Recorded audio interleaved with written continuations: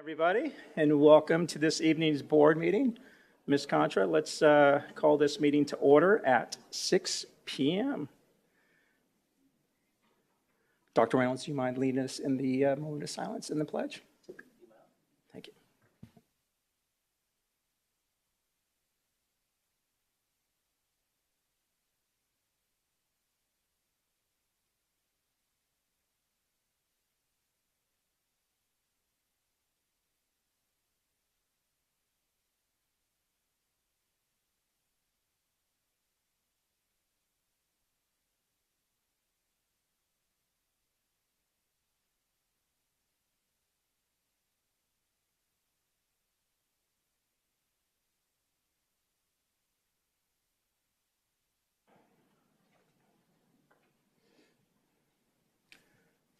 Okay, before we get too far along, just to give everybody an update. So this evening, it'll be myself and Ms. Schill physically present as you know, the two of the 5 board members.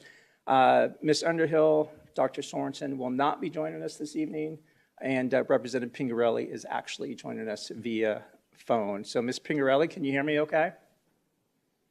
I can hear you fine, thank you. All right, very good. All right, with that said, we're going to move on to section 3.1, address agenda and consider adoption or recommend changes. Board members, do any of you have any changes that you'd like to make to the agenda or any consent agenda items that you would like to pull? Ms. Hill? I do not. Okay. Representative Pingarelli? No, I'm good. Okay. I don't either. With that said, I do need a motion to approve the agenda. I move to approve the agenda. I'll second that.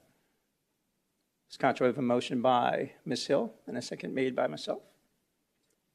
You can run us through a voice vote, or is Ms. Representative Pingarelli logged on?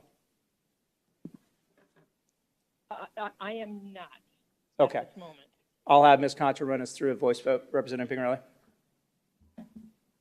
Thank you. President Sandoval, Yay. Mrs. Hill, Aye. Representative Pingarelli, Aye.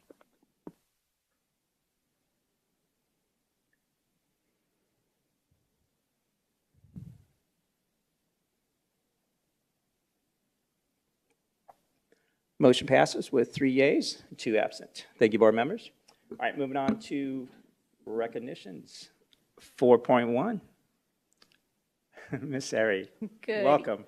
Thank you. Good evening, President Sandoval, members of the board, Dr. Reynolds, and guests. Our first recognition this evening highlights an act of great heroism that was recently brought to our attention by the city of Peoria. At the conclusion of a swim meet held at Sunrise Mountain High School on September 22nd, a student suffered a medical emergency outside the pool area and required immediate care. Sunrise Mountain Arise teachers responded quickly to clear the pool area, contact 911, reach out to the student's parents, and provided aid to the student in need. Thanks to their swift response, the student received the highest quality care, and I am pleased to report had the best possible outcome. Their work was so swift that our colleagues at the City of Peoria, as well as others who were in attendance that day, made multiple comments on praise for the work of our employees. We'd like to echo that praise tonight and recognize the following individuals. We'd like to ask each one of them to stand so that we can give them a round of applause. They're from Sunrise Mountain High School.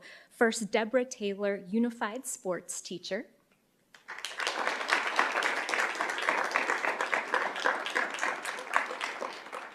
Madison Westerman, Special Education teacher.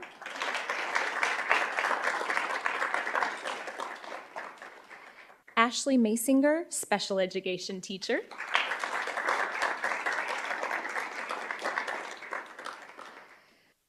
Tristan Sovaki, aide.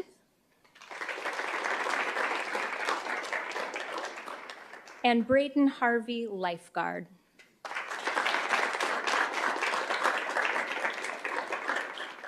Of course, they deserve that big round of applause, but I'd also like to give a tremendous thank you to Ryan Cantrell, the assistant pool manager at the City of Peoria.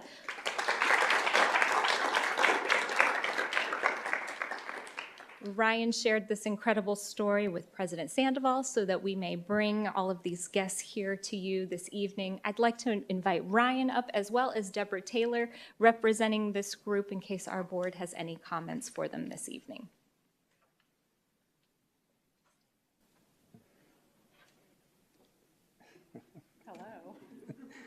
Welcome, you three. Ms. Hill, questions, comments? Well, I'd like to thank all of you, really. This is very commendable. I can't expect anything better from our staff at Peoria Unified than to take the very best care of our students. And there's nothing more important than their safety and for your swift response and accuracy with involving the right people and the EMTs and the medical personnel. We were able to obviously have the best outcome for the student, and I'm extremely grateful, and I'm sure the family is as well. So thank you very much. Thank you, Ms. Hill. Representative Pingarelli? Thank you. I wish I could be there tonight to see everybody in person. That's a tremendous feat. I think you don't know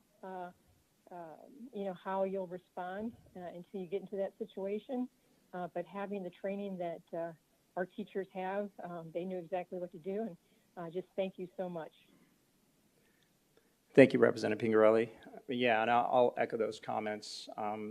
The opportunity that I had to visit all of you, at the Sunrise Mountain Pool, and really just watch what you do on a daily basis to really be by the side of your peers and step up and stand up for others and your human kindness. Ms. Taylor, you and I were talking before this meeting, and while we're recognizing you for just being there for another, it's something that you do naturally on a daily basis. So thank you for that. I say this all the time. Our future is in a great place with you, our youth, and you as leaders in it. So thank you for that.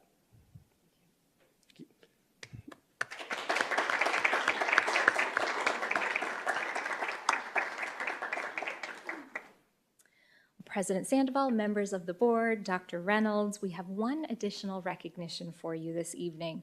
It has been quite some time since we have formally recognized the work of the Peoria Education Foundation for their ongoing support of the students and teachers within the Peoria Unified School District. So we are so proud to have members from the foundation here this evening. As many of you know, the foundation's board of directors have been actively involved in enhancing the educational experience for our students and supporting our teachers since 1987.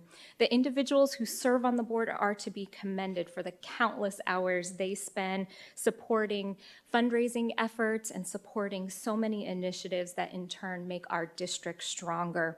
Their work goes beyond just grants for teachers and scholarships for our students. You may not know, but it's the Peoria Education Foundation that provides that extra something special, the coveted pins that our Pride of Peoria recipients receive each year. They also provide support for our opening of schools events. They've previously hosted our biannual patron tours where we welcome the community into our classrooms. The foundation also partners with the city of Peoria, and the foundation has been the sole recipient of the funds raised for the Peoria Arts and Cultural Festival. They really are an incredibly dedicated group, and their work just continues to multiply in order to support our students and staff.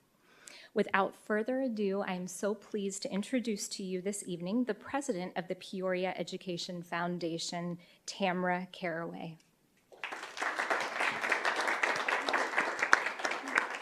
Good evening, President Sandoval, members of the board, Dr. Reynolds. I am so delighted to be here tonight and would like to introduce my fellow board members. Our leaders are Vice President Patrick O'Grady, Treasurer Joe Schiavone, Secretary Kathy Kinneck, and Historian Joan Evans. Other foundation board members also include Bridget Binsbacher, Tom Loring, Kathy Oliva, Tyler Shoup, Julie Smock, Mary Van Hoy, Tracy Vasquez, Talia Vicentainer, David Serafin from Cactus High School is ex officio, and CJ Smith from Heritage Elementary, also ex officio. The foundation board of directors, who I'm so fortunate to serve alongside with, should be commended for the exceptional work they do in supporting the teachers and students in the Peoria Unified School District. The resources that we provide is entirely dependent on how much funding can be raised each fiscal year. As you know, many fundraising events were canceled or altered during the pandemic. And last year, we were pleased to bring these events back in person to continue the foundation's good work. I am happy to announce that in the 2021-22 school year, the Peoria Education Foundation gave out $52,000 in student scholarships and over $45,000 in teacher grants. As a nonprofit that has been in place for 35 years, I am so pleased to continue this good work moving into our 22-23 school year. The foundation's student scholarships are open right now for seniors to apply on the foundation's website, and we look forward to opening teacher grants this spring. At this time, President Sandoval, members of the board, and Dr. Reynolds. I'm happy to answer any questions or take comments. And I believe you have in front of you our annual report that looks a little something like this. So that gives a really good synopsis of our scholarships and just kind of our background of what we do. Well, thank you, Ms. Caraway, for that introduction and details of all the achievements that you continue to realize as a foundation on behalf of the district. That said, questions, comments, Ms. Hill? Well, thank you so much for everything you do for our district. I mean, obviously, this is something that actually benefits the students and the teachers greatly, and it's very necessary. I think we would miss it if it weren't here. You know, it's something that we actually need, and it's a great commodity for our district, and I'm just so grateful that we have this as a part of our district to supplement and to fulfill the needs of our students for not just now, but for the future with scholarships and what have you. So I thank you very much for everything you've done for us. Thank you. On behalf of the foundation, we appreciate those comments. Thank you, Ms. Hill. Representative Pingarelli? Yes, I just wanted to also thank Ms. Caraway and all of the board members. I know it takes a tremendous amount of work to raise that amount of funds. You always seem to outdo yourself year after year. So I really appreciate all of you. Thank you again. Thank you, Representative Pingarelli. Thank you, Representative Pingarelli. Yeah, I mean, there's no doubt, you know, as a district, you know, we continue to problem solve, you know, as we go through these economic strains and budgetary strains, right? And the value that the foundation adds to overcome, you know, some of those obstacles to ensure that we continue to teach, educate, and grow our young scholars at a very high level is just unparalleled. So, you know, they say it takes a village, and there's no doubt the foundation is absolutely part of the village that we call Peoria Unified. So, you know, absolutely appreciate, you know, what you do on a daily basis to be very intentional from a fundraising perspective. You know, I've sat in some of the meetings when you're, you know, even, you know, looking at different scholarships and across, you know, the really the, I guess the really diverse faces, right, of our district, and how do we lift all of our students up in a way that they have an equitable opportunity to be successful. So thank you for that, and just the continuing intentionality from you and all your board members, what you do for this district.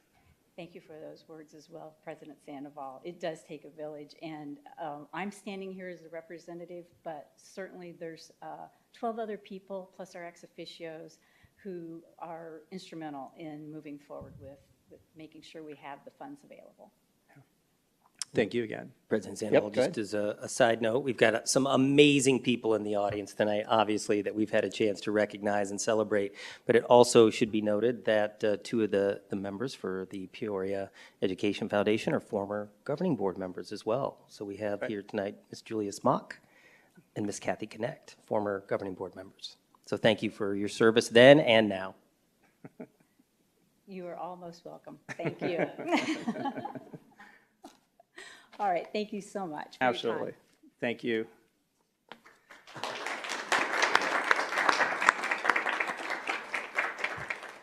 So, Ryan, Ms. Taylor, Braden, I'm going to apologize. Usually we allow you to say a few words. Is there anything that you would like to say, you know, with regarding Unified Sports or what took place, or?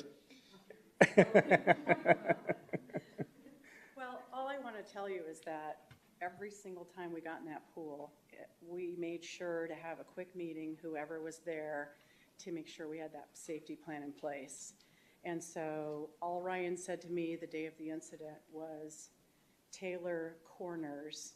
And so that gave me a clue that we had a medical emergency. And then my teachers knew exactly what I was talking about, and what they were doing is they were meant to have the students go to the corners of the pool area where there was a gate for an exit. and it wasn't the gate that we normally exit out of. That's where the emergency vehicles came. So just those 2 words that he said, Taylor Corners, to me, as I watched him practically walk on water, having to go from the lifeguard shack all the way around to the bleachers to take care of this young man.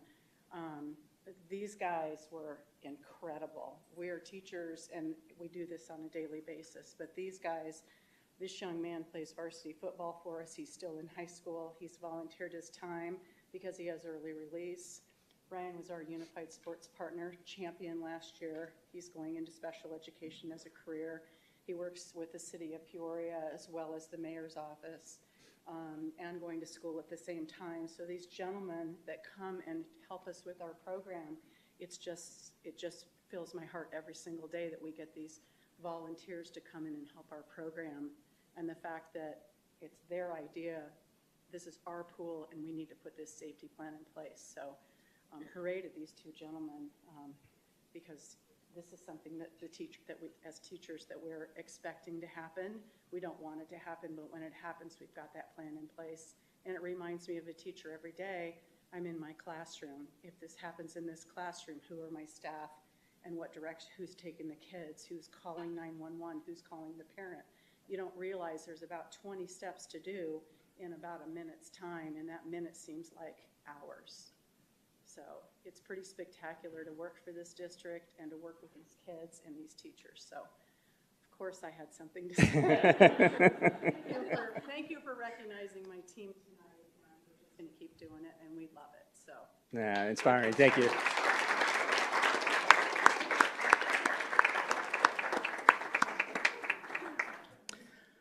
All right, moving on to board comments. Ms. Hill?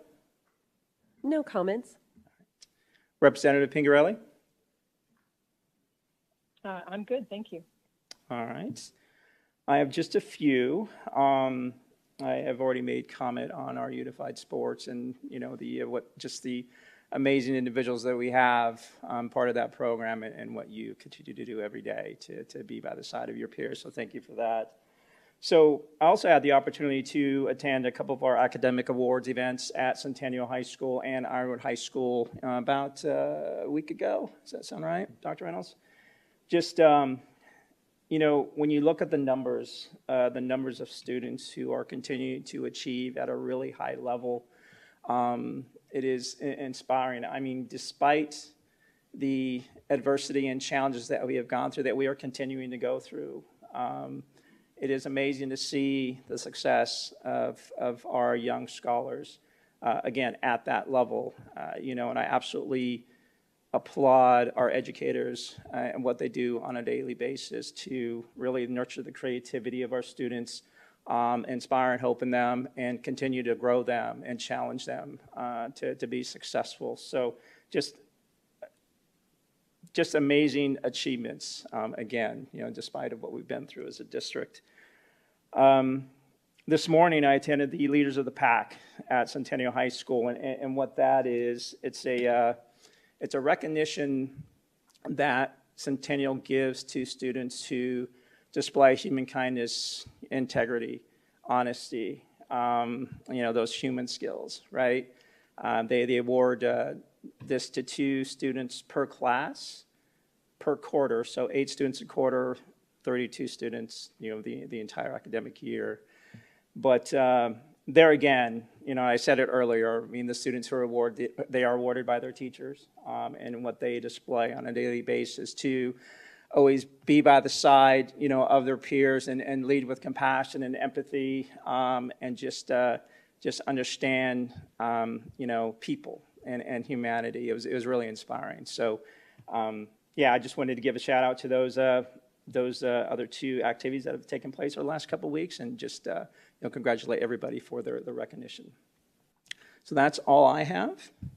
Moving on to superintendent comments. Dr. Reynolds. Thank you, President Sandoval, Governing Board, Cabinet, and our guests. Dr. Reynolds, I apologize. I'm going to pause. Actually, go ahead. Never mind. Go ahead. Just go ahead. Sorry. I missed the last board meeting. I forgot how to run a board meeting.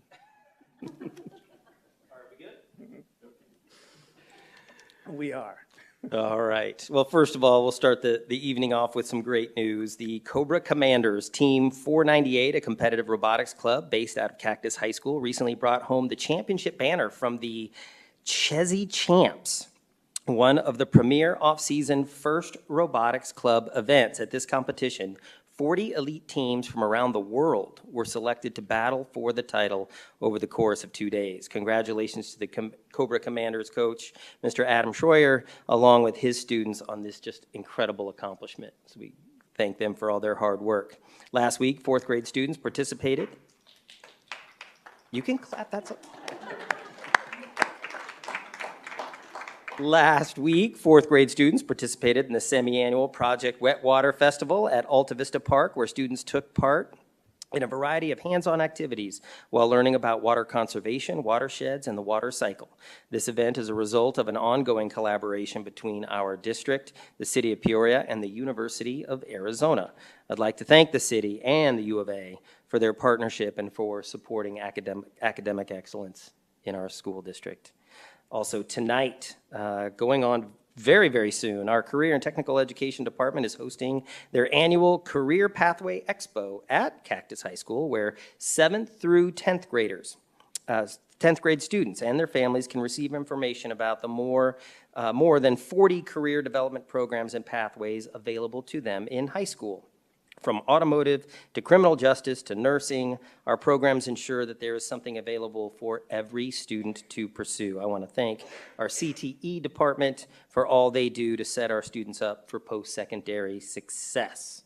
On Tuesday, October 25th, our Arts Education Department will host the inaugural Peoria Unified District Marching Band Showcase, where all 7 of our high school marching bands will come together and display their musical prowess for free at Peoria High School. Marching band is a wonderful opportunity for our students to grow as leaders, learn to collaborate with each other, and most importantly, showcase their skills as musicians. The dedication these students and their teachers have to this craft and their craft is unbelievable, and I'm excited that our community will have an opportunity to see these students perform. And lastly, I want to recognize a colleague and a friend of mine who is retiring. Her commitment to Peoria Unified School District and the Glendale Community College community is extraordinary. President Dr. Teresa Leyva Ruiz has been a constant supporter of Peoria Unified since her term started in 2018. Since then, our ongoing partnership between Glendale Community College and this district has grown to support children before they even become Peoria Unified students through our Early Childhood Education Lab at GCC. So I just want to take a minute and thank Dr. Leyva Ruiz for her tireless contribution to this community, to public education, and to Peoria Unified. So thank her for that. And that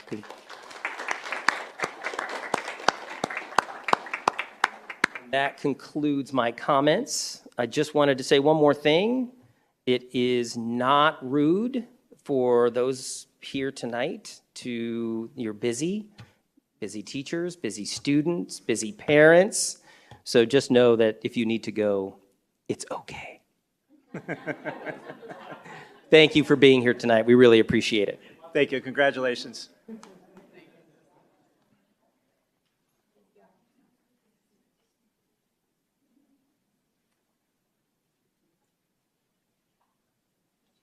That's actually what I was going to do, but I wanted to make sure that you... We're on the same. That's... All right, moving on to Section 5, Public Comment, Request to address the Governing Board regarding matters not included on the agenda. As a matter of housekeeping, the Board President shall keep control of the meeting and require the speakers and the audience to refrain from abusive or profane remarks, disruptive outbursts, applause, protests, or other conduct which disrupts or interferes with the orderly conduct of the business of the meeting. Personal attacks on board members, staff, or members of the public are not allowed. It is inappropriate to utilize a public hearing, the public comment segment, or any other agenda items for the purpose of making political speeches. Engaging in such conduct and failing to cease such conduct upon request of the presiding officer will be grounds for ending a speaker's time at the podium or for the removal of any disruptive person from the meeting room at the direction of the board president. With that said, and as always, we'll spend 30 minutes on public comments, 3 minutes per individual, and we look forward to hearing the voices of all. All right, our first public comment comes from Ms. Kara Dowdy.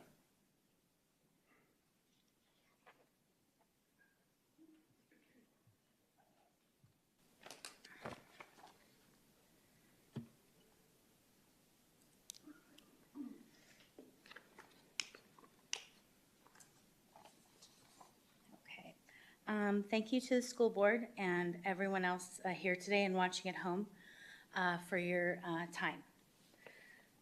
So I am concerned that my parent rights could be violated as well as the rights of all parents in our district.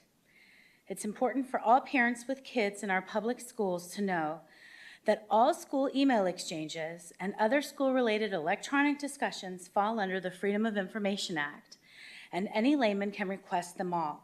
But more importantly, there are people requesting this sensitive information for their own political gain. I discovered this by reading the Peoria Independent.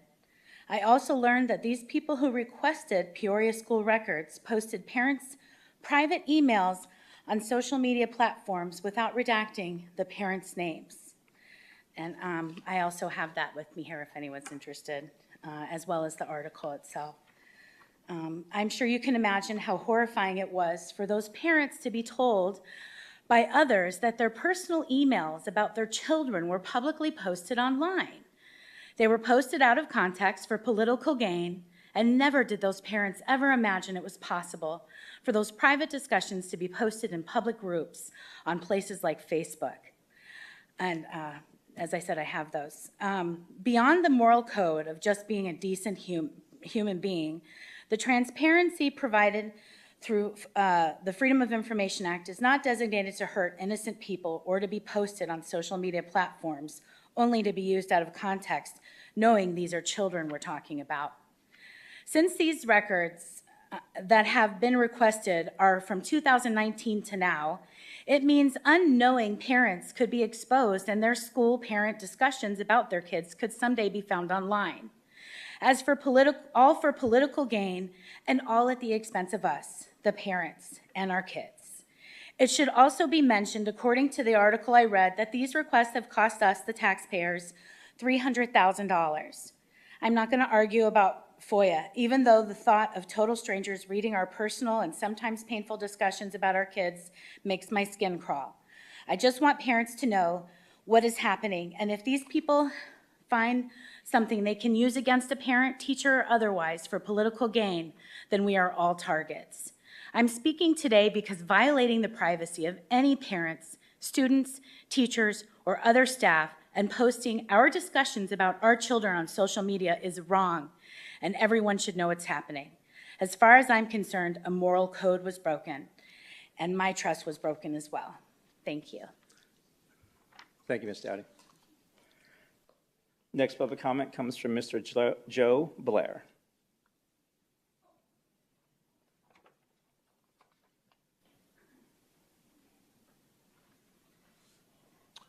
It's good to be back again, guys. Members of the board, Dr. Reynolds. I just wanted to come back and clarify my conversation from last time a little bit. In no way were my comments intended to criticize or demean or anything the Department of Transportation at all. As a matter of fact, I hold that department in high esteem for what they're doing and what they've done in the past.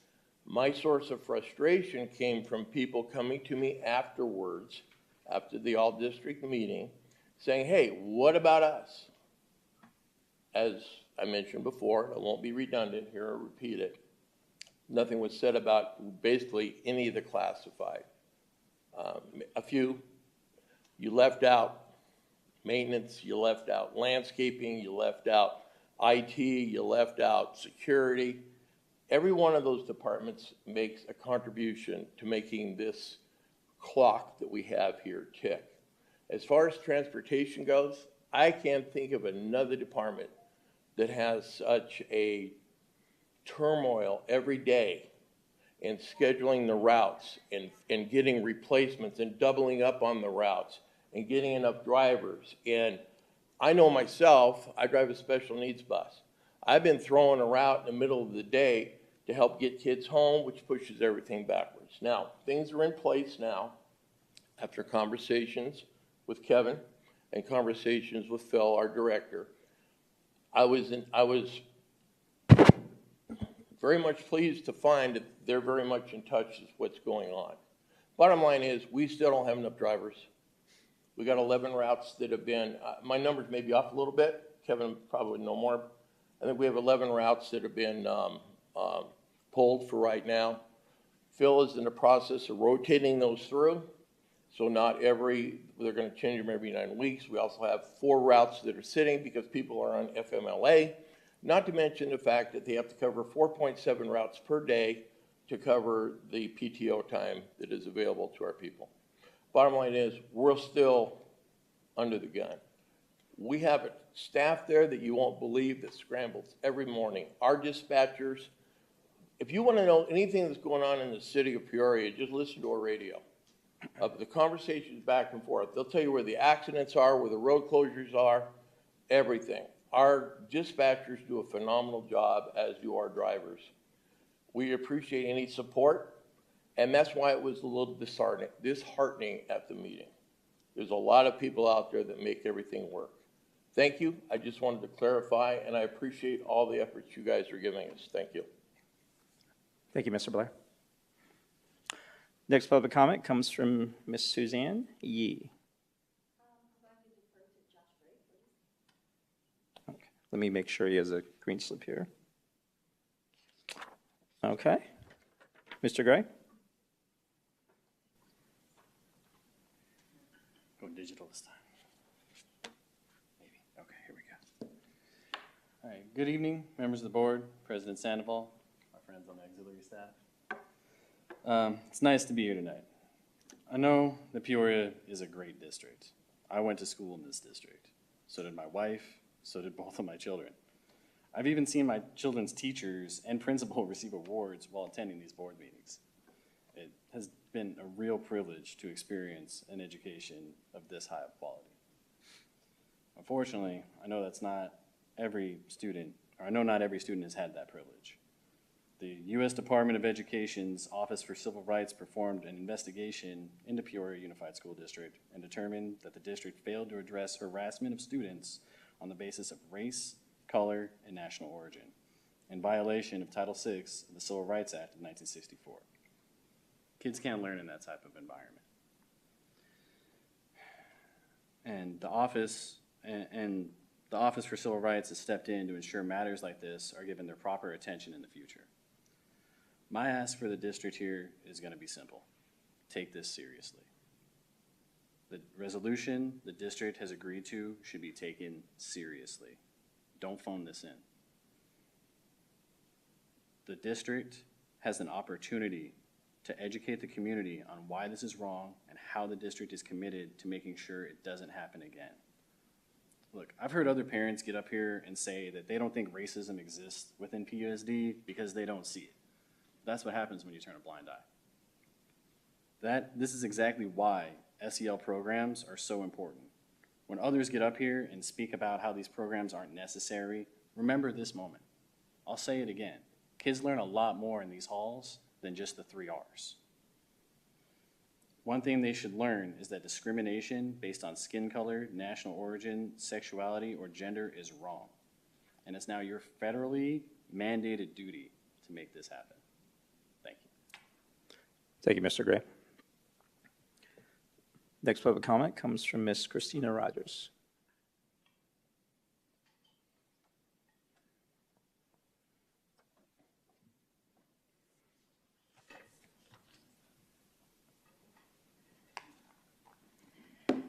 Good evening, board members.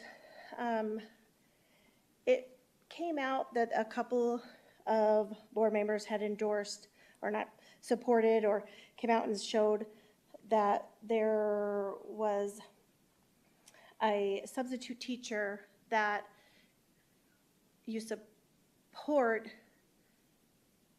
for, I guess I don't really know, but I'm saddened that there are people that are supporting people that we actually gave information about that have said hateful, mean things on a Facebook page that had over 200 members plus. And to know, we come here thinking that we have board members that are going to look into situations, address situations, stop situations, and all we get is a big slap in the face because board members came and said it would be a great addition to PUSD. This person is a great addition to PUSD who actually goes on and allows hateful things about parents calling us Nazis, talking about the poor kids down south. All of that is completely disgusting and disturbing, and to know that now board members on PUSD are saying that this person would be a good addition. This person has also encouraged other parents in this group. You are my hero for stirring the pot on PUSD families, an educators group on Facebook with anti-vaxxers. So much desperation by them. All of you guys have this information. All of you guys know the disgusting things that were on this Facebook page and said about PUSD parents, kids' IEP information shared in this group, which is totally unacceptable. Talking trash about PUSD kids, and there was even vice principals on there that did this. There were parents there. There's this substitute teachers. There's retired teachers, and the board members have now supported this person. It makes me lose hope in the fact that you guys are actually going to do something about people who do disgusting and disturbing things. And I come here every month, every week, and I really do try to see both sides, and I really do trust that you guys will make a good choice. And this actually, it was like a slap in the face to know that you guys publicly come out and say you support somebody who has said this disgusting things about PUSD families, PUSD kids, and encourage other people to stir the pot to, instead of her just coming and stirring the pot herself, she's calling people her hero for doing that. It's disgusting. Thank you, Ms. Rogers. Looks like we have a couple more public comments, but before we move on, I just need to make a statement in and around some of the comments that I've heard this evening, which can be construed as, political statements in my mind, where individuals are making comments against other candidates, and now even comments in and around, who's supporting candidates from an endorsement perspective. And I'm sure all those who are running understand and have heard from, the ASBA or even the county on the do's and don'ts and what we can and cannot do from a, as you're running for this seat for office. Our entire footprint as a district is truly off limits from any electioneering or any type of campaigning, on our sites. There are free speech spaces, et cetera, but, within our district, we don't have those. So my ask is this, as we continue along public comment, I definitely want to hear everyone's voice without question, but we need to make sure that our comments are focused on here as a district, and our students, and our 4,000 plus associates and families. And this is not a platform for any type of debate's the wrong word, but this is not a platform to allow for opposing sides to make comments about the other in a way that could impact the outcome, right, of a campaign. So that is my ask. Thank you. All right, next public comments. Ms. Heather Rooks, welcome.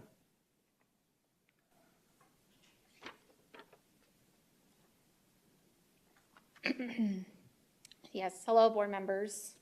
I have 3 topics I wanted to discuss. Had a few teachers reach out to me. They were upset about the, I guess, new teachers that you hire in. They're getting a higher salary than the teachers that have been here for so many years. So they were kind of upset about that, so I don't know if somebody could look into that. I also wanted to speak on Estancia Elementary. Obviously, everybody's seen the, what had come out in the news.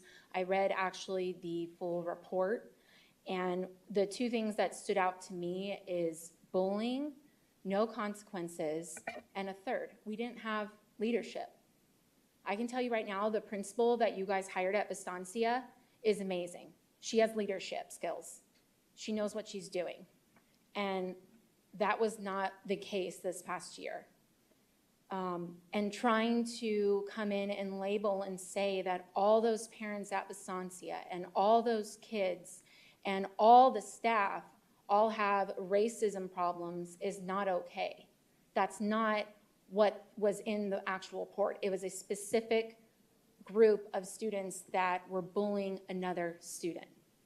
So when you are moving forward with the, complaint from the OCR, just remember that this community is not racist, the parents are not racist, and not all the kids are racist. The kindergartners are not racist. Like, that's insane. This was a specific problem that needs to be dealt with individually at the school and not involving every single staff member and making them go through anti-racism training. That's not, there's so many good staff members there, and that is not what, they didn't do anything. They didn't do anything wrong. I also wanted to speak, I gave you copies, Kim Contra will give copies to the other board members not here, on the policy IHAMB was read at the last meeting. I know there was some confusion about what is actually sexually content materials, sexually explicit, so I just wanted to read from the actual laws what you got. It says the purpose of this section, sexually explicit materials includes textual, visual, or audio materials or materials assessed via any other medium that depict any of the following. Sexual conduct for the purposes of this paragraph. Sexual conduct means acts of masturbation, sexual intercourse, or physical contact with a person's clothed or unclothed genitals, pubic area, buttocks, or if such person is a female, breast. Number 2, sexual excitement. For the purpose of this paragraph, sexual excitement means the condition of human male or female genitals when in a state of sexual stimulation or arousal. It goes on for number 3, so I just want you guys to kind of, I know as one board member was confused. Thank you, Ms. Ricks. Appreciate your time. Next public comment comes from Ms. Becky Smith.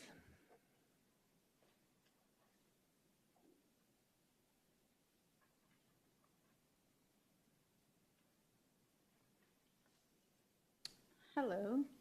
I just kind of wanted to reiterate what was being talked about, that I would hope that we're not making blanket statements about the majority of people in a district or anywhere. Like, that's a terrible thing to do, is paint everybody with the same paintbrush. Incidents should be dealt with individuals. Okay, if a teacher does something inappropriate with a student at school, which God forbid that happens, you don't paint all teachers as inappropriate with students, and you don't put them all through some sort of training to not be inappropriate with students. But I'm very much against labeling any group of people based on the actions of a few. And that goes into finding out percentages, right? If we have a high percentage of incidents happening, then yeah, we have a big problem. But if it's a very small percentage, you deal with those individuals and you correct the situation. So I do feel it was an issue with administration and consequences. It seems consequences have taken a back seat for kids these days, where they don't get consequences for their actions. They don't get disciplinary action. So I think it's an administration issue, a leadership issue. I can't tell you how many parents I've talked to that say the zero tolerance bully policy is like just a buzzword, because there's no teeth behind it. There's no real system of consequences in place. I've heard stories, countless stories of their kids being bullied, and it doesn't matter whether it's just plain old bullying or involves gender, race, any type of bullying is wrong. But when you say you have zero tolerance, what does that mean? Because there's many parents I've talked to that have gone over and over and over, round and round with bullying issues being ignored, not anything being done about it. So we need, I think, a real system and protocol that's followed and consequences so that we can say it truly is a zero tolerance policy, because that means it's not tolerated. I believe in holding individuals accountable rather than making blanket statements. Again, with people talking about good teachers leaving, we don't want good teachers leaving. None of us do. We all appreciate teachers. But the teachers that I know that have left, it comes down to about 5 things. I've talked to a couple that have left, and I don't know if it's customary that when a teacher resigns or a teacher leaves, if they're asked their why. Why are you leaving? I think that would be good information, because I guarantee it's probably not that the parents are too involved and the parents want transparency. It's more issues with administration, such as we're seeing, like there's no teeth in the administration, there's no backing of administration. COVID protocols was one of them. They had teachers that didn't want to have to wear a mask at school, but they were forced to.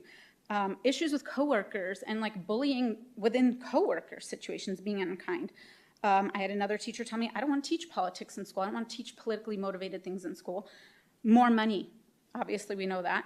But when you have entry-level teachers now getting paid more than veteran teachers who've given years and years and years of service, that's very upsetting, and you're going to see a lot of teachers leave. The bus route, I did have a question.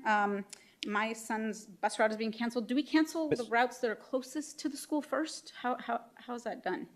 Ms. Smith, thank you. Okay, thanks. Appreciate And it. Thank you for ACT your time. scores are the lowest since 19.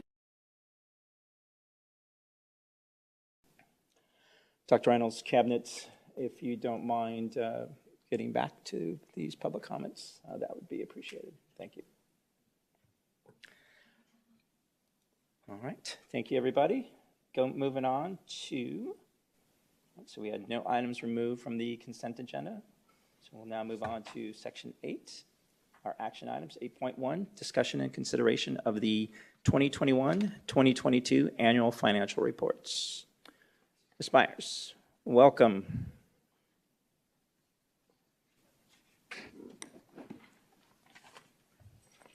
Well, good evening, President Sandoval, members of the Governing Board, and Dr. Reynolds.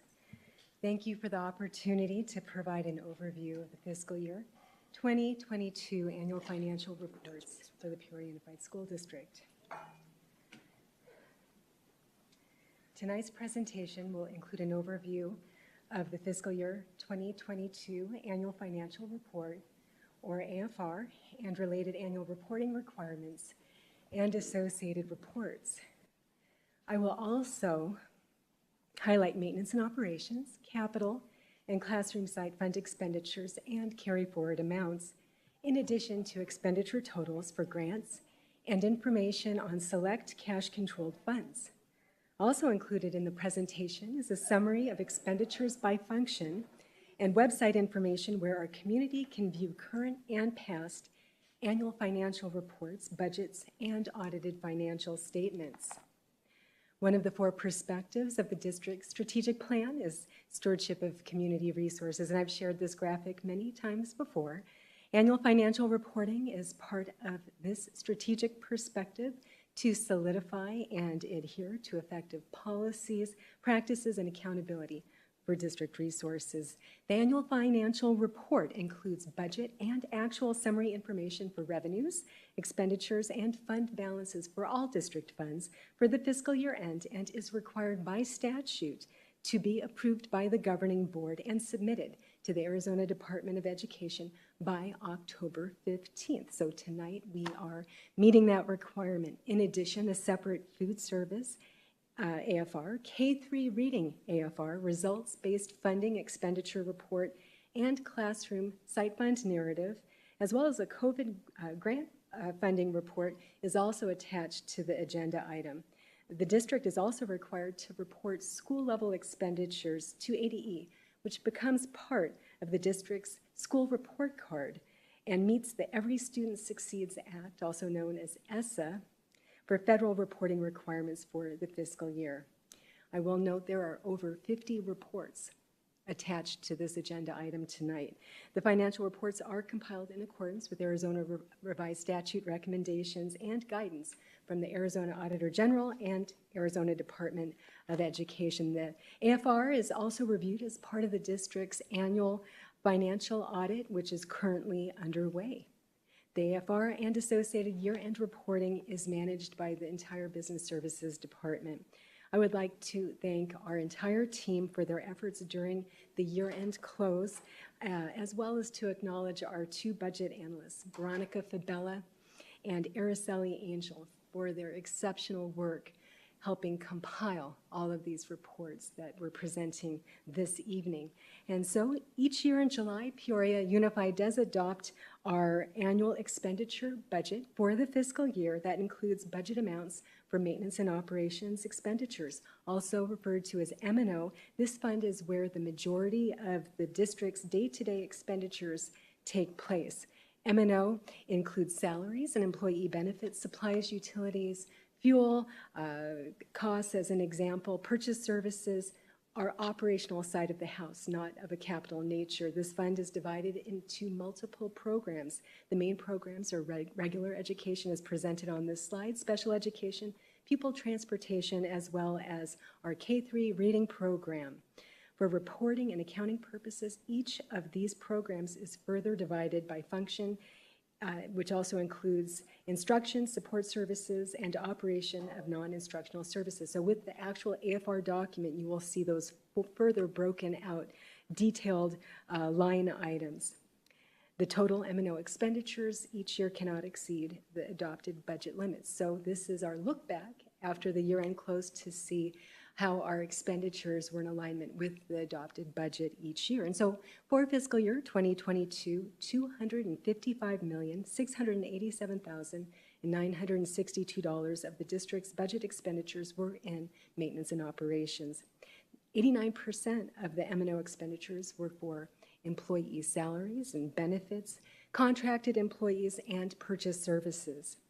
The $22.4 million budget carry forward is similar to our carry forward last year and is in alignment with expectations for the fiscal year.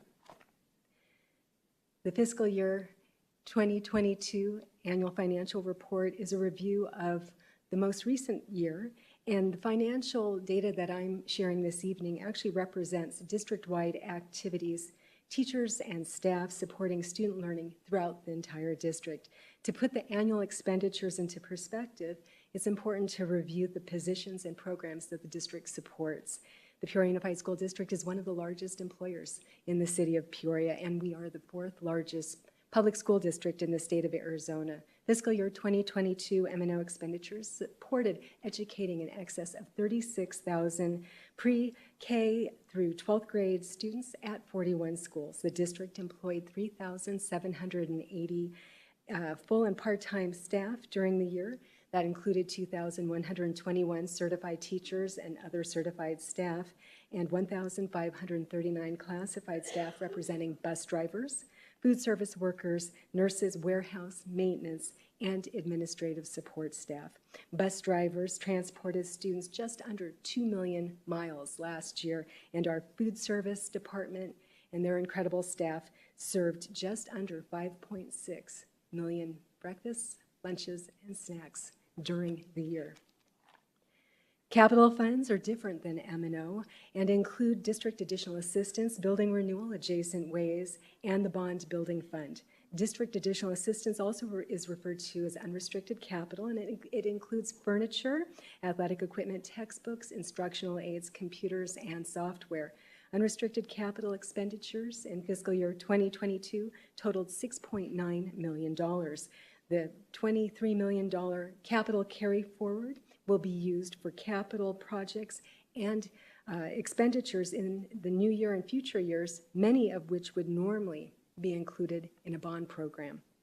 Building renewal funds consist of monies that we've requested and have been awarded from the School Facilities Board to maintain the adequacy of existing school facilities. In fiscal year 2022, $5.9 million of funding was expended for eligible projects, including roofing projects at Centennial and Ironwood High Schools that are currently underway. And Adjacent Ways Fund is used to account for a special property tax assessment that was actually levied a number of years ago for constructing, maintaining, or improving any public ingress or egress adjacent to land that's owned by the school district. In fiscal year 2022, the district expended $37,043 from this fund.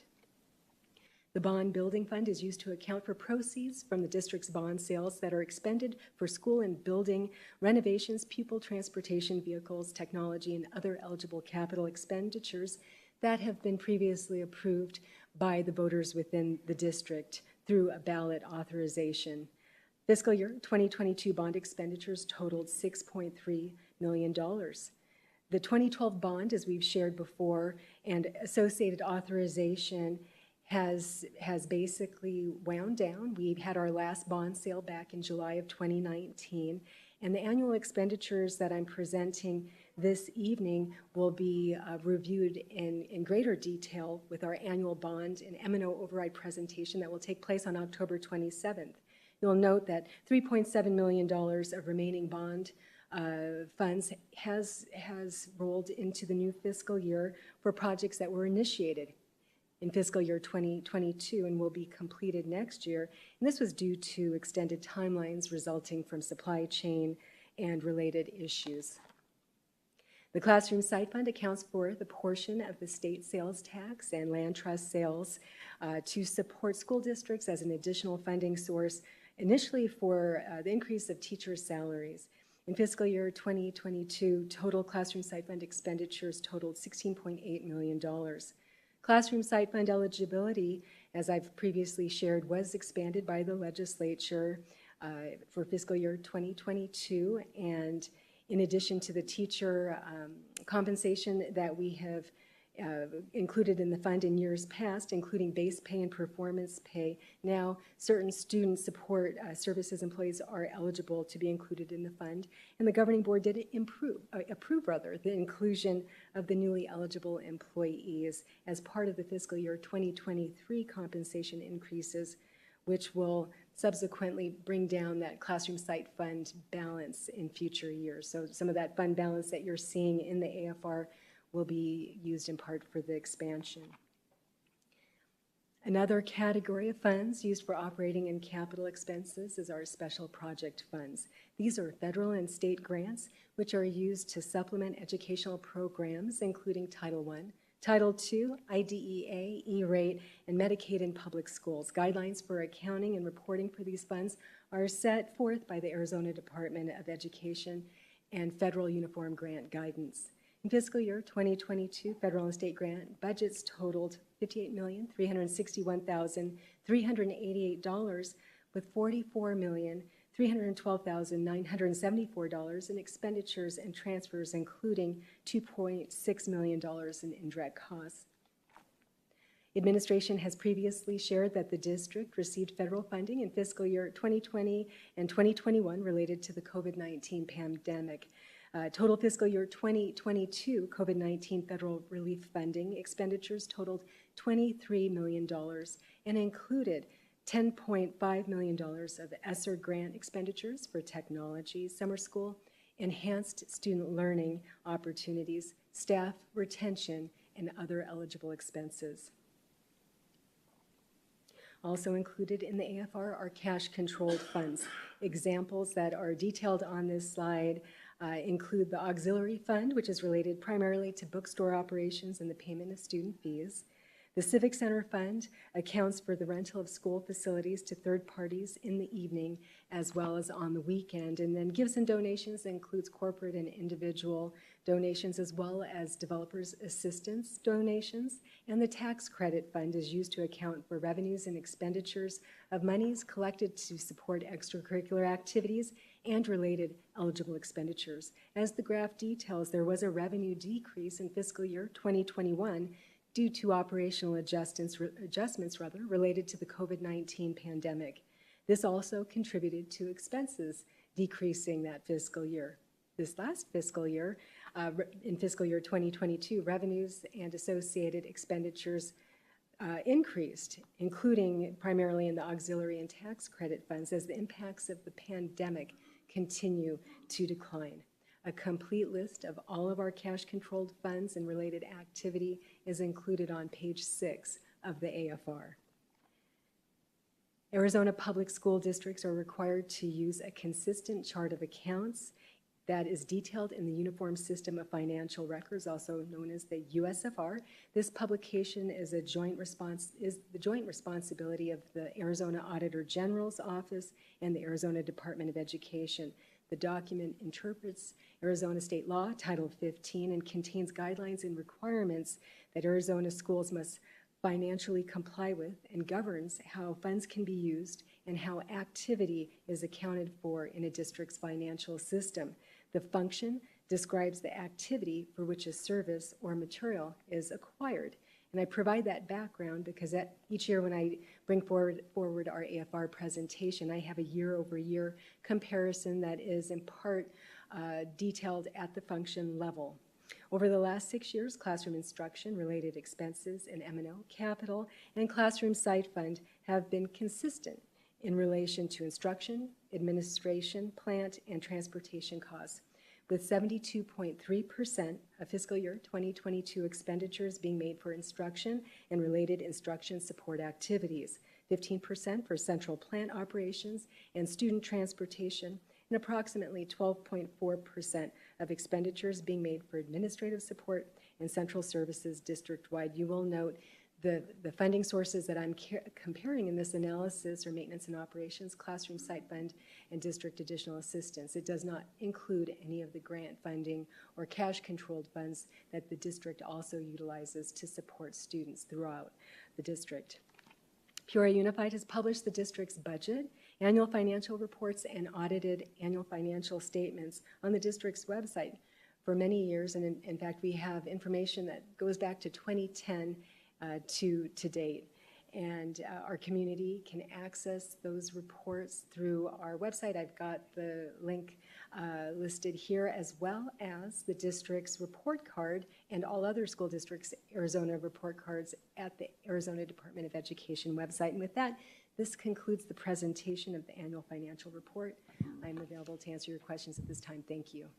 Thank you, Ms. Myers. President Sandoval, Yes, if I could sir. just jump in.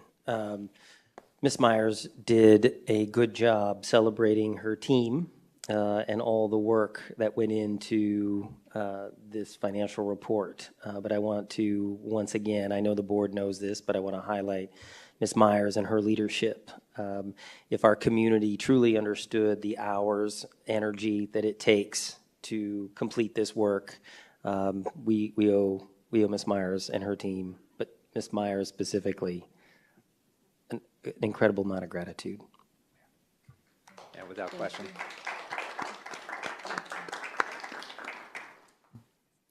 Thank you for that comment, and Ms. Myers, thank you and your team. Ms. Hill, questions, comments?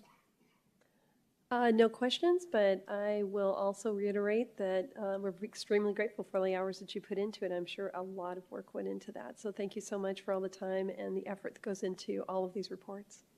Thank you, President Sandoval, Mrs. Hill. I appreciate that. But I want to share it as a team effort, and I'm very grateful for every associate that we have in our business services department. They are an amazing group of people and are very dedicated. Thank you for that. Ms. Hill, thank you. Representative Pingarelli? No, I have no questions this evening, but I too wanted to thank Ms. Myers and her entire team. Thank you very much. Yeah. Thank you, Representative Pingarelli. Yeah, agreed, and you know, I'm going to echo what Dr. Reynolds stated, and Ms. Hill and Representative Pingarelli. I mean, it's, as a business services department, you know, you continue to be highly decorated. You know, when we go through our audits and the Auditor General, and there's a reason for that. And again, it is the intentionality of this entire district, but even at all levels, right, including our business department team. You talked about the distribution of expenses, you know, in this report, and you said something that resonated with me around student success and how that distribution is always centered around that, right? That student success, and it's almost 90% in people and the rest in facilities, et cetera.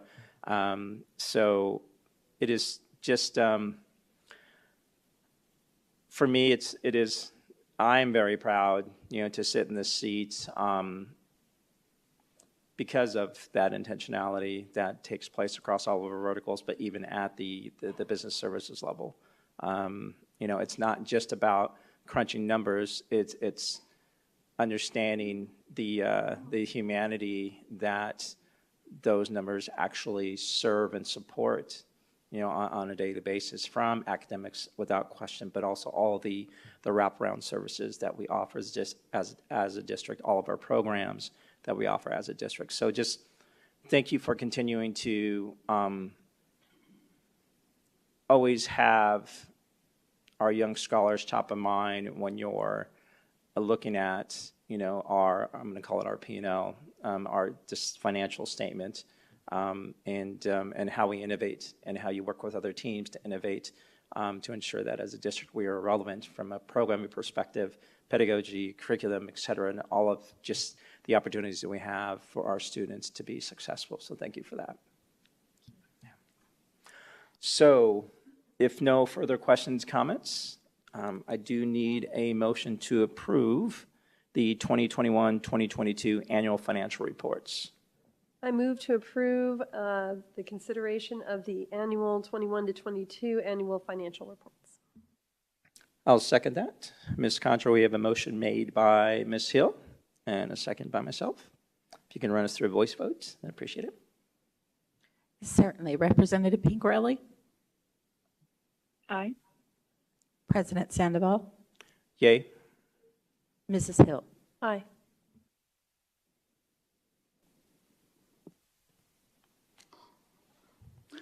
Motion passes, 3 yeas and 2 absent. Thank you, board members. Ms. Myers, thank you very much.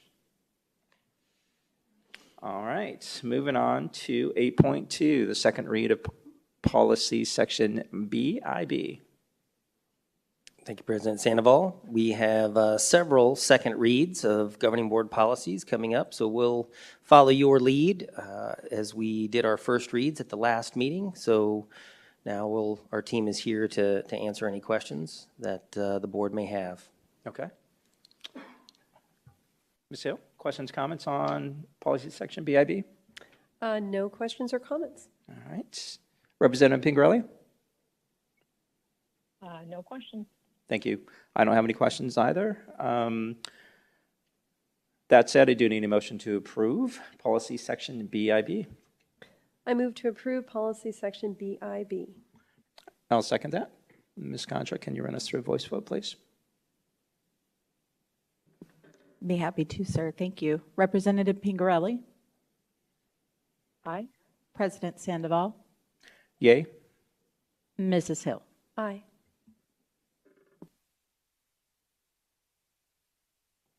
All right, motion passes, 4 yeas, 2 absent. Thank you, board members. All right, moving on to second read of policy section DIA. Board members, any questions, comments? Ms. Hill? No questions or comments. Representative Pingerelli? No, not this evening. Okay. I don't have any other. I do need a motion to approve policy section DIA. I move to approve section DIA. I'll second that. Second.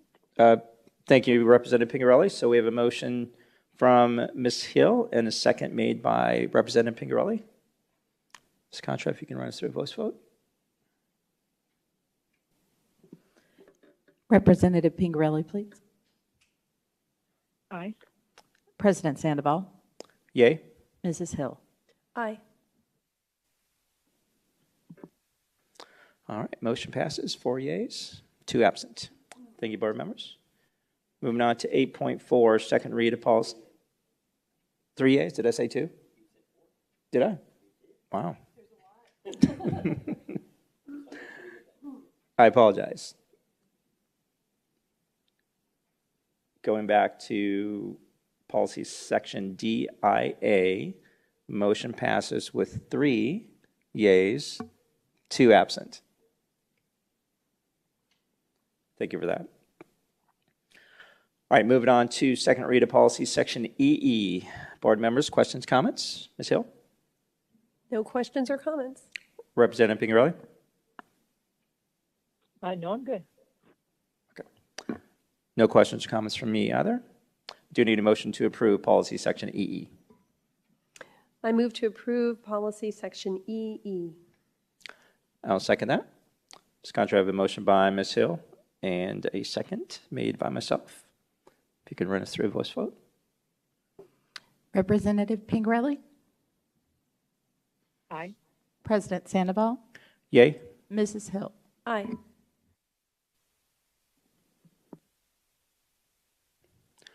Motion passes with 3 yeas, 2 absent. Thank you, board members. All right, moving on to 8.5, second read of policy section EEAEA. Board members, questions, comments? Ms. Hill? No questions or comments? Representative Pingerelli? I'm good. All right. No questions or comments from me either. I do need a motion to approve policy section EEAEA. I move to approve policy section EEAEA. I'll second that. Second. I've got your second, Representative Pingerelli, so we have a motion made by Ms. Hill and a second by Representative Pingerelli. Ms. Contra, if you can run us through a voice vote, please. Representative Pingerelli? Aye. President Sandoval? Yay? Mrs. Hill? Aye.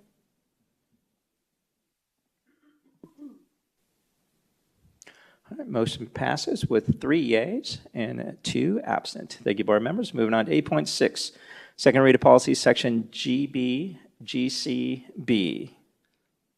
Board members, questions, comments? Ms. Hill? No questions or comments? Representative Pingerelli? No, I'm good. Thank you. No questions or comments from me either. I do need a motion to approve policy section GCB. I move to approve section GCB. I'll second that. I will second. Representative Pingerelli, I've got your second. So Ms. Contra, we have a motion made by Ms. Hill and a second by Representative Pingerelli. If you can run us through a voice vote, please. Representative Pingerelli? Aye. President Sandoval? Yay? Mrs. Hill? Aye.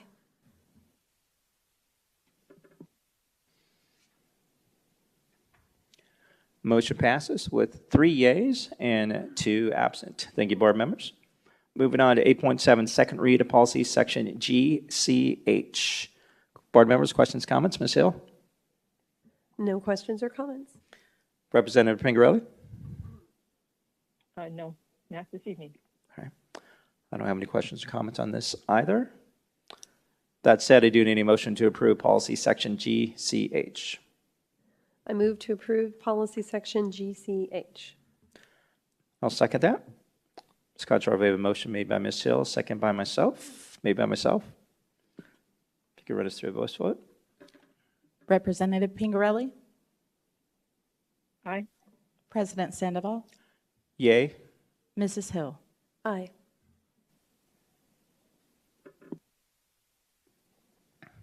Motion passes with 3 yeas and 2 absent. Thank you, board members. Moving on to 8.8, second read of policy section IHAMB. Board members, questions, comments? Ms. Hill? No questions or comments? Representative Pingerelli? No. I don't have any questions or comments either on this item. That said, I do need a motion to approve policy section IHAMB. I move to approve policy section IHAMB.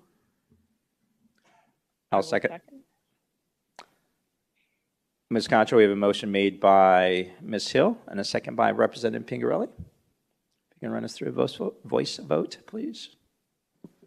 Yes, sir. Thank you. Representative Pingerelli? Aye. President Sandoval? Yay? Mrs. Hill? Aye.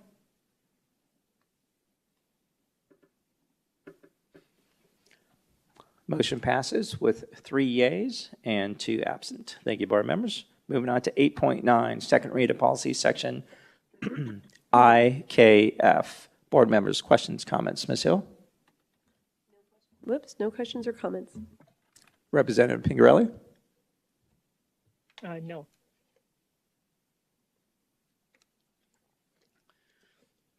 I don't have any questions or comments either.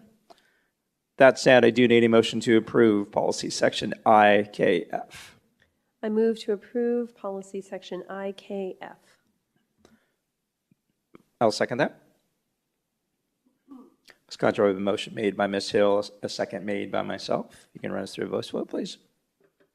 Yes, sir. Representative Pingerelli. Aye. President Sandoval. Yay. Mrs. Hill. Aye.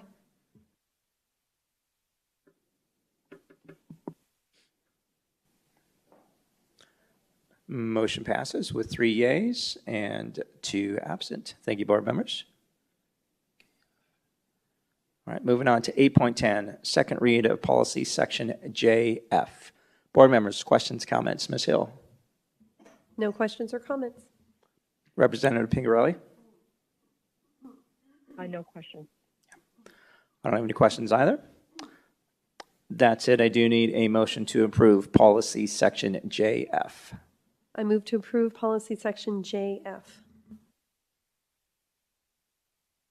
I'll second that. Ms. Contra, we have a motion made by Ms. Hill and a second made by myself. If you can run us through a voice vote, please. Representative Pingerelli. Aye. President Sandoval. Yay. Mrs. Hill. Aye.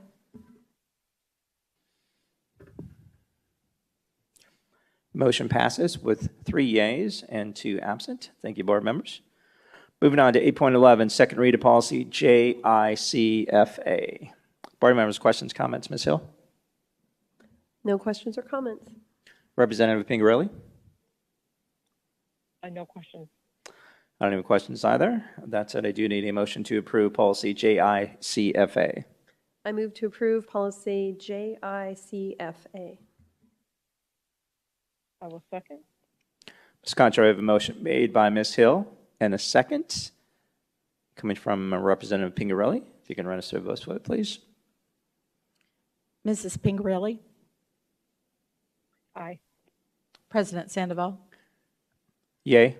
Mrs. Hill. Aye. Motion passes with 3 yeas, 2 absent. Thank you, board members. Moving on to 8.12, second read of policy section JLCC. Board members, questions, comments? Ms. Hill? No questions or comments. Representative Pingarelli? No question. I don't have any questions either. With that said, I do need a motion to approve policy section JLCC. I move to approve policy section JLCC. I'll second that. Ms. Contra, we have a motion made by Ms. Hill, a second made by myself. If you can run us through a voice vote, please. Representative Pingerelli. Aye. President Sandoval. Yay. Mrs. Hill. Aye.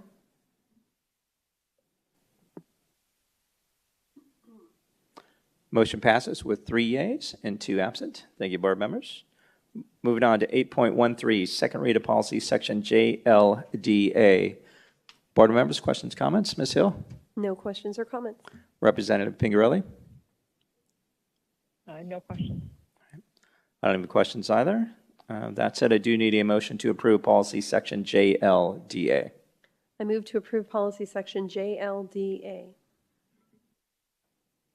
I'll second that.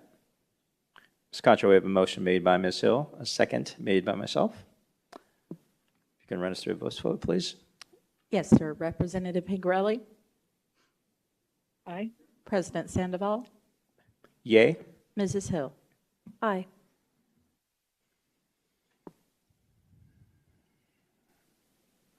Motion passes with 3 yeas, 2 absent. Thank you, board members. Moving on to 8.14, second read of policy section KI. Board members, questions, comments? Ms. Hill? No questions or comments. Representative Pingarelli? No questions. I don't have any questions either. That said, I do need a motion to approve policy section KI. I move to approve policy section KI. I'll second. Thank you, Representative Pingarelli. Ms. Condra, we have a motion made by Ms. Hill and a second made by Representative Pingarelli. If you can run us through a voice vote, please. Representative Pingarelli. Aye. President Sandoval. Yay. Mrs. Hill. Aye. Motion passes with 3 yeas and 2 absent. Thank you, board members. Thank you, Ms. Contra, for running us through that. All right, moving on to section 9, 9.1, consideration of participation in vape-related litigation. Especially, welcome. Thank you. Good evening, President Sandoval, members of the board, Dr. Reynolds, cabinet, and guests. Tonight, we are bringing forth a discussion item to inform the board of an opportunity to join a class action litigation against manufacturers, distributors, and sellers of electronic cigarettes and vaping products for damages incurred by a district as a result of the marketing, distribution, and usage of these products by students in our district. The history of vaping goes back to 2007 when companies provided an alternative smoking product that has been argued to appeal to children. The marketing efforts for these alternative smoking products has contributed to the nationwide youth vaping epidemic. Across the nation, schools and organizations have voiced concerns on the effects of vaping and nicotine with children. The effects of vaping in many schools and districts has been detrimental to our students. In 2019, several of the largest districts in the nation filed a lawsuit against the nicotine companies, making the following claims: public nuisance, negligence, gross negligence. The trial of the first school district is scheduled to begin sometime in November. To date, over 1,400 school districts across the nation have joined a class action lawsuit. In Arizona, there are about 15 school districts that we know of that have also joined class action lawsuits.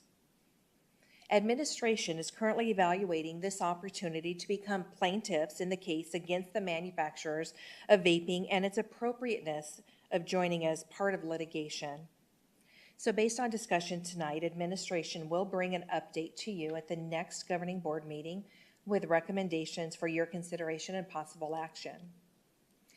At this time, Dr. Davidson, Mrs. Myers, and myself stand for any questions that you may have. Thank you, Ms. Dr. Reynolds. We'd also like to just also extend a big thank you to Mr. Gordon Lewis. He's with us from Jones Skelton Hockley, who has been working alongside myself, Dr. Davidson, and Ms. Myers, should there be any questions regarding the background or history. Thank you for that. Ms. Hill, questions, comments?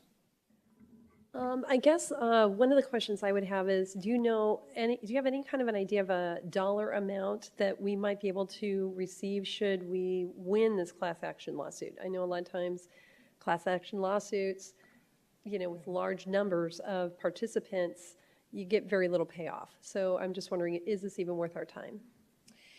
Discussions that we've had could be the possibility, again, it's unknown at this time, but there could be anywhere between possibly $1 million, maybe up to $5 million would be a rough estimate that we're guessing at this time. So it kind of just depends, I presume, on how many people participate in the class action lawsuit before it starts. Is that correct? So the more people that sign up, basically, which they have another month or something, you said, by November. And when's our deadline to sign up for this particular lawsuit? Our deadline would be the end of October. Okay, so, and what are the other, do we have any idea which other school districts that have involved with this? Are they high school only, or do we have elementary as well? Currently, the list that we have is Mesa Unified School District, Chandler Unified, Tucson Unified, and they are serving as the #2 bellwether plaintiff. Paradise Valley, Phoenix Union, Scottsdale, Sunnyside, Kyrene, Tempe, Pima, Mammoth, San Manuel, White River, Flagstaff, Higley, and Tolleson. So it's a good mix. Are there any private schools, just out of curiosity, or are they all just public schools that are involved with the lawsuit? I'm unaware of any private schools at this time. We are given the public school information. And just to clarify, when we talk about a deadline, we have targeted the end of October as a potential opportunity to join that lawsuit. There is no hard stop when it comes to joining that. The timeliness comes as a matter of when that lawsuit or how that lawsuit progresses. All right, well, I guess it's new to me, so I'm not quite sure if they had like a, you have to sign up by this date type of a thing, so I was just wondering how that worked. But we've kind of set our own schedule to try to move forward or not for the end of this month. Is that my understanding? Okay, okay. Thank you, I appreciate that. Thank you, Ms. Hill. Representative Pingarelli, questions, comments? Yeah, I had a few. The first one, I just wanted to find out what exactly is the cost to our district that we're incurring on a yearly basis for students that vape? Dr. Davison?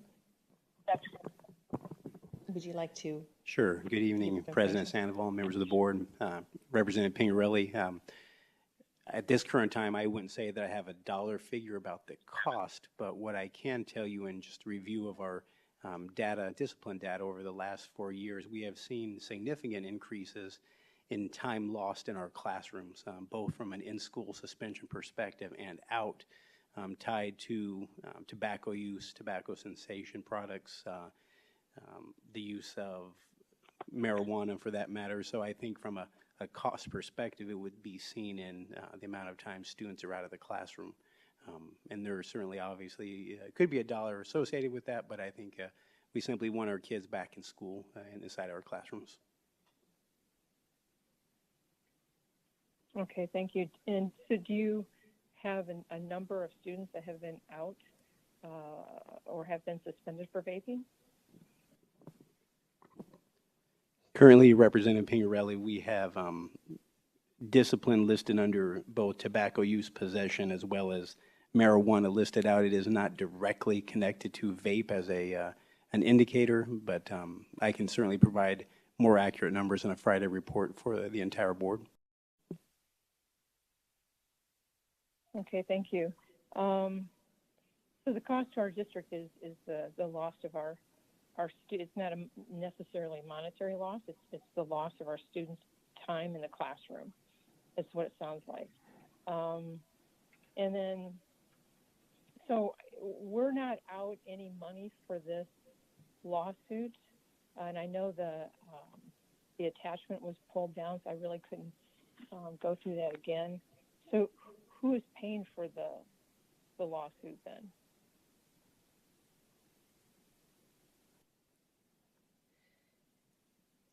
Mrs. Myers, did you want to answer that question, then I can add some additional? Great. I'll make just a general comment and then ask Mrs. Vesley to comment.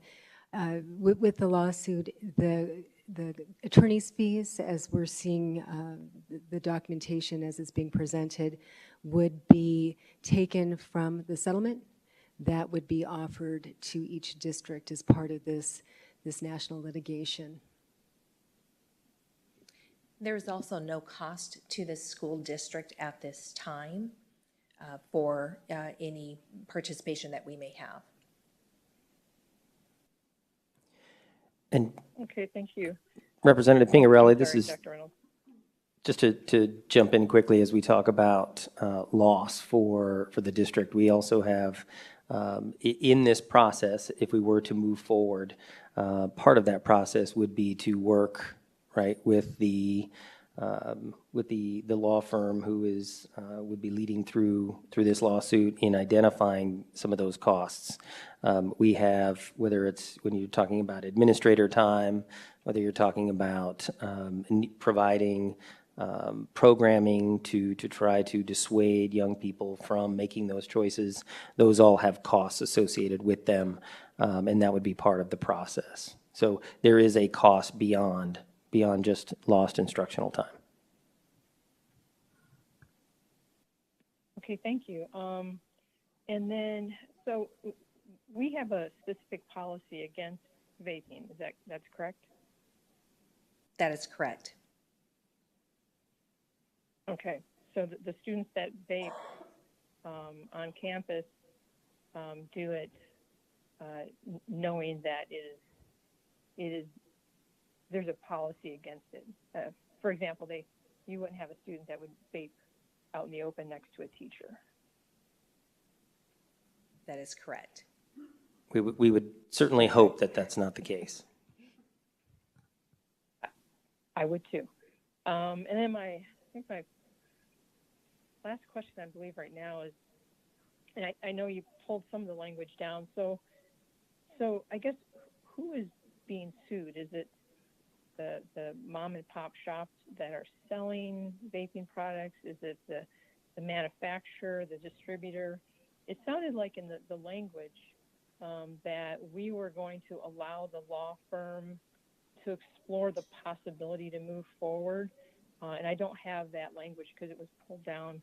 I don't know if you can just tell me who exactly is being sued, or is it even known at this point who's being sued? First of all, Representative Pingarelli, the board has that information as a sample that came to you via Ms. Contra, so that's available for your review. But if you want to talk about the... Yes, I'd like to invite Mr. Lewis up, and he can help us answer some of those questions.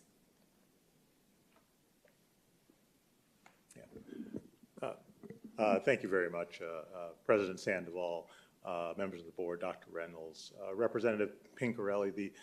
The current the defendants in the current lawsuit is Juul, the vape manufacturer that is alleged to have been marketing these products to students.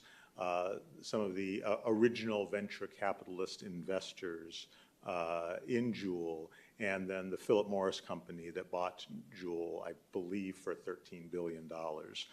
So those are the defendants in the current litigation that the district is considering joining. So I wanted to clarify that those are the entities that are being sued as defendants in the class action litigation that is in consideration. It is not mom and pop stores. It is the entities that developed and marketed the product to students. Thank you very much, Mr. Lewis.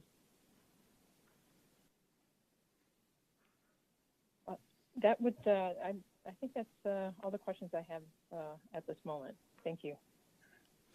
Thank you, Representative Pingarelli.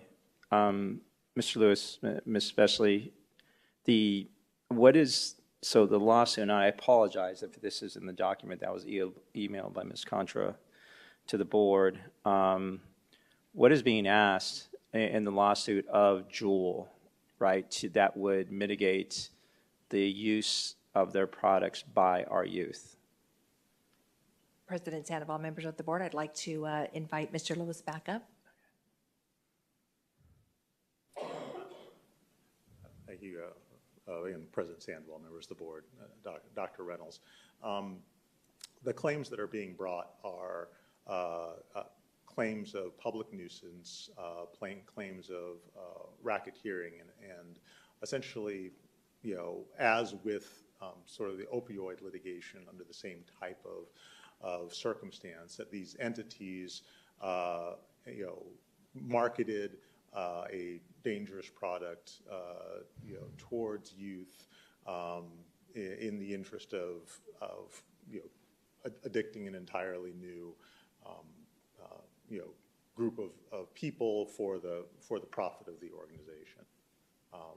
And at least in the current litigation that is under consideration, it has survived motions to dismiss, it survived motions for summary judgment, and the first of the lawsuits is going to trial. And the request is that these entities pay the districts at issue for the damages that the districts have incurred in having to address the nicotine addiction that has been brought on by, developing products that that kids would like in this arena. And so those are the types of claims that are being made in the lawsuit, to my understanding. We're not the plaintiff, and that they've at least been successful in moving forward thus far in the theory of liability against the manufacturers for the benefit of the districts. Gotcha. Thank you for that. And I thought, so I have read some of the documents that have been presented to the board, so please correct me if I'm wrong. I thought I read that in addition to a monetary settlement, that Jewel was also going to be required to provide, I don't know if it's resources or organizations who would, build on the capacity of the district to, from a restorative perspective, recovery perspective, meaning, if a student is suspended for vaping, they're not just going home for 4 days and they come back and the behavior's still there, right? So how do we change the behavior? Am I wrong in understanding that Jewel is also obligated to provide districts with those resources to change that behavior with our students?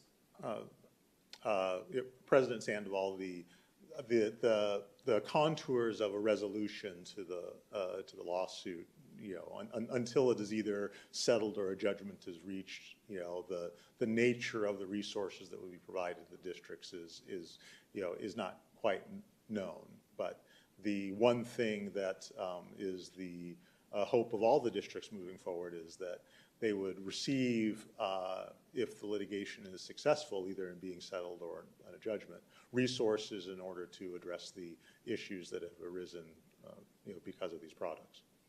No, thank you for that. And I think before I make my final statement, I just want to say, and Dr. Davidson, you mentioned this in your response earlier, we've been talking about money and that expense and, to the district and what that looks like, right?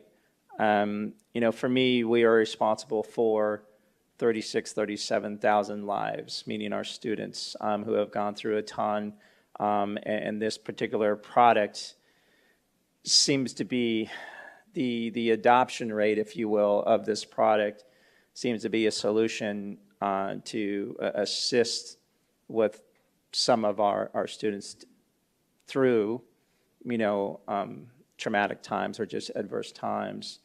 For me, the biggest expense is the human lives that we're responsible for on a daily basis, and the loss of time in the classroom, or even from a health perspective. That said, it sounds like, from a monetary perspective, the money's coming to a district seems to be pretty minimal. After you deduct all the line items from, attorney fees, sounds like those are coming out of those dollars as well. So, we really don't have a good handle on what that looks like to the district. But if our signing on to such a lawsuit impacts our students in a positive way, then I believe that is something that we should do. But there are more questions that I'm sure other board members will have around what our obligation is as a district. I know you as a team, especially Dr. Reynolds' cabinet, on your bell-to-bell now, what resources or obligations or human capital do we have to come up with to go through this lawsuit, right? We're going to have to hire someone, or is it our existing staff that is going to play a role, and do we have that capacity?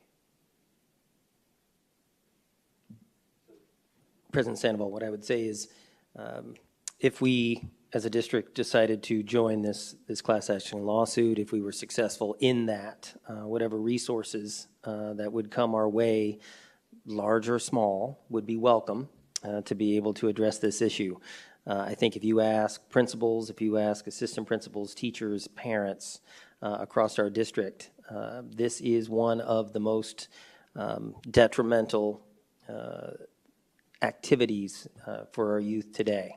And we need to, we would accept any resources that we've got. We would find the capacity to be able to work with our schools and our students so that we can help parents work with their students, with their children, to make sure that, that they're making a different choice. I have one more question. Sure, absolutely. I actually was wondering, beyond the monetary, I mean, we're, like Sorensen was saying, we're just, or Sandoval, I'm sorry, Sandoval was saying, you both start with an S, I apologize, I'm tired. No worries. As President Sandoval was saying, the monetary amount is really not all that much when you look at the big picture. And to me, that's not really the problem. I mean, I don't want the money. I want them shut down. So that's the difference. And so I'm thinking two things, is if there's enough schools that go into this class action lawsuit, maybe it would be enough to hurt them financially that they would struggle and maybe be done. And the question I guess I really have is it really just monetary, or is this class action lawsuit looking for anything else? Are they looking to actually change how this business operates? You know, maybe change some laws that they would not be allowed to actually market to students. I mean, is that, or is it all about the money? Because that's, you know, I'm just wondering, do we have any of that information at all? Mr. Lewis, do you have any of that information available at this time? President Sandoval, members of the board, Dr. Reynolds, Ms. Hill, certainly, while I do not know this specific relief that is requested in the class action lawsuit, and can get that information for you, in addition to monetary relief, in addition to compensatory damages, one in a lawsuit can request injunctive relief, from a court, or you can have specific types of performance in the settlement of a lawsuit in relation to changing behaviors, changing practices, as well as providing monetary relief. So it is certainly possible that in addition to funds to the districts to address the issue, there may be conditions placed on the manufacturers and how they market and how they produce and the things they do that make this product attractive to our students and other students.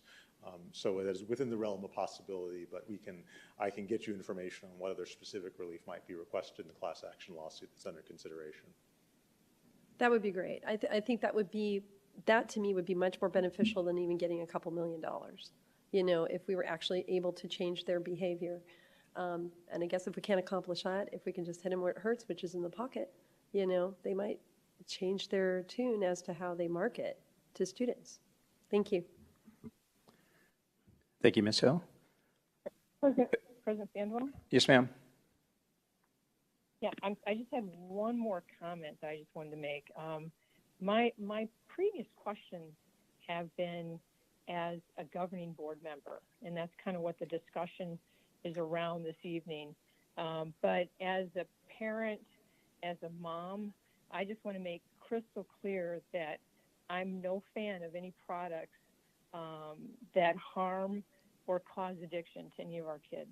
So I just wanted to make that clear. My previous questions is just going through, the governing board process. So thank you for your time. Yeah. Thank you, Representative Pingarelli. Especially Mr. Lewis, thank you both. Clearly, there are some questions that have come forth this evening. I'm certain that Dr. Sorensen and Ms. Underhill will have some questions as well. So we look forward to getting, those that can be answered in as clear as a way as they possibly can at this juncture, and then bring this forth to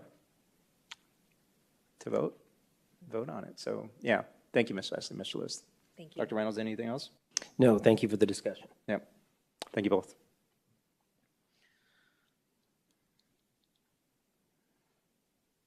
All right, moving on to section 10, 10.1, report on, these are our informational reports. Report on upcoming meetings and events. Ms. Ari, anything? President Sandoval, members of the board, nothing to add to the list this evening. All right, thank you.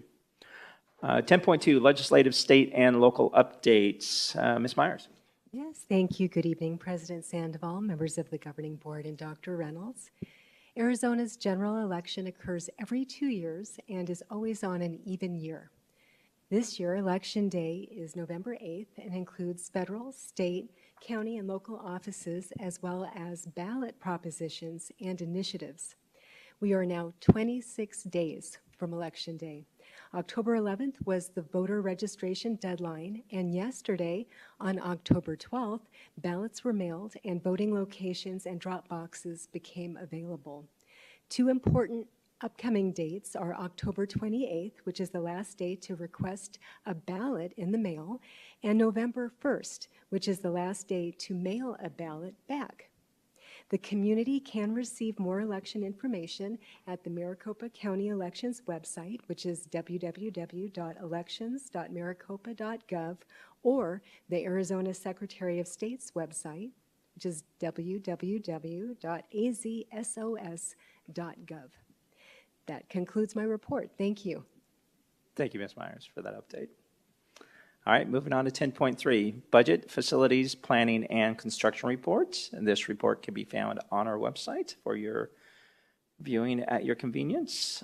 Section 11, other business. 11.1, board member opportunity to readdress agenda items. Ms. Hill, any line items that you would like to readdress this evening? None at this time. All right, thank you. Representative Pingarelli? No, thank you. Yep, I don't have any either. Thank you. 11.2, request for agenda items for future governing board meetings. Ms. Hill, any items that you would like to request? No, I don't. Thank you. All right, thank you. Representative Pingarelli? No, not this evening. All right, thank you. I don't have any other this evening. Section 12, adjournment. 12.1, I do need a motion to adjourn this meeting at 7:48 p.m. I move to adjourn. I'll second that. Ms. Contra, we have a motion made by Ms. Hill and a second by myself to adjourn this meeting at 7:48 p.m. If you can run us through votes. Sorry. Yes, sir. Voice Thank you. vote. That would be great. Thank you. Representative Pingarelli. Aye. President Sandoval. Yay. Mrs. Hill. Aye. Motion passes with 3 yeas and 2 absent. Thank you, everybody. Have a great evening. Thank you, community.